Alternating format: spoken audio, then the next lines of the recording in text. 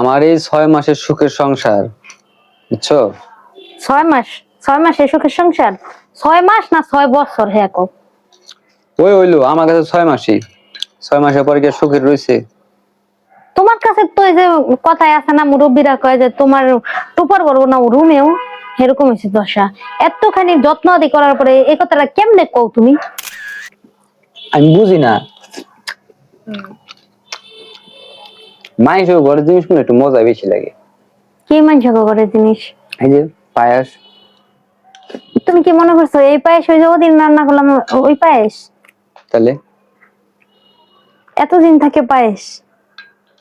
তার মানে কি?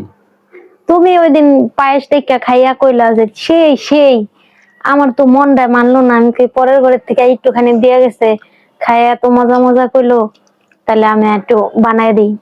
পরে হাফ কেজি দুধ আসলো ফ্রিজে, পরে হে হাফ কেজি দুধ দিয়ে আজকে আবার পায়েস বানাইছি। একেবারে দেশ উদ্ধার করছো। দেশ উদ্ধার করি নাই, আল্লাহ চিন্তা করো যে আমি কতখানি ভালোবাসি তোমারে। তুমি কোনটা খাইতে পছন্দ করো, কি পছন্দ করো, কোন দিন কইলা যে এই খাবারটা আমার খাইতে মন চায়। আমার এই 6 মাসের সুখের সংসার, বুঝছো? 6 মাস? 6 মাসের সুখের সংসার? 6 মাস না 6 বছর? হ্যাঁ কো।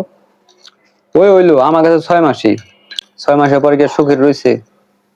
তোমার কাছে তো এই যে কথায় আছে না, মুরব্বীরা কয় যে তোমার টুপার করবো না রুমেও, এরকম হয়েছে দশা। এতখানি যত্ন আদি করার পরে এই কথাটা কেমনে কও তুমি? হ্যাঁ, মানুষের একটু লজ্জা শরম তো থাকা উচিত না? মুখে মনে হয় কোনো হারগুন নাই, কোন আকলে তুমি এই কথাটা কইতে পারলা? তুমি সুখে নাই? সুখে নাই তা কি কইছি, আছি, সব মিলে আছি মোটামুটি। মোটামুটি আছো না? চেতকে ওই বেড়ারা এরকমই কয়, কি বিয়া করে আমার জীবনটা ধ্বংস হয়ে গেল, শেষ হয়ে গেল।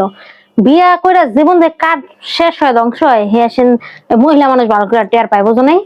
তুমগো আগে সারা দিনে একটা মোবাইলে মনে হয় কল আইতো না যে কই আছে, কি করছে না করছে খোঁজ খবর লওয়ার লিগা। বিয়া করার পর কি ভিআইপি পার্সনটা হইছো, দিনে দু একবার তো ফোন দিয়া খোঁজ খবর লই, তারপরে তোমার কাপড় ধুয়ে রাখি, তুমি আইবা ঘর দুয়ার গুছাইয়া বিছনাদারি গুছাইয়া রাখি, তুমি কি খাইবা ওইটা যত্ন করে রান্না করে রাখি, আবার কি নিয়ে যাবা অফিসে, দুপুর বেলা কি খাইবা ওইটাও আমি প্যাক করে দিই, বুঝো নাই? তারপরে তোমাকে সুখ হয় না, সুখ জীবন বলে তেজপাতা হয় বেড়াগো বিয়া করে। আফসোস আমার। না আফসোস করো না, আমি প্রশংসা করি অল্প অল্প, বেশি করি না, তার ওটা কারণ আছে। ঘোড়ার ডিমের কারণ না স্যার, কবে তুমি প্রশংসা করো? আমি তো শুনলাম না কোনদিন প্রশংসা করতে। বেশি প্রশংসা করি না এই জন্য, কথায় আছে জানো, বান্দর নাই দিলে মাথা ওঠে, বুঝছো? তুমি কি বুঝাইতে চালা, কে লগে কি তুলনা করো?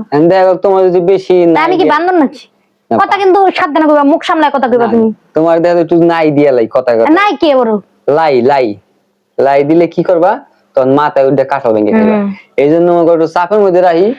স্বয়ং প্রধানমন্ত্রী কি কয় জানো, বাংলাদেশের প্রধানমন্ত্রী কি কয়, আমার মাথায় কোনো হেলথ থাকে না, আমার মাথায় উনি থাকে, আর বউরে দেখা কয়।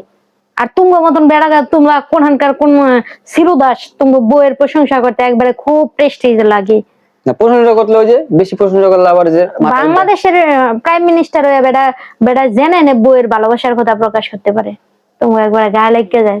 কথাই কইও না, আর দেখো কতগুলো কথা কইছি, আর আর যদি কিছু শুনতে না মন চায় তাহলে একটু ভালো মতন খাওয়ান দিছি, খাও আর চুপ থাকো।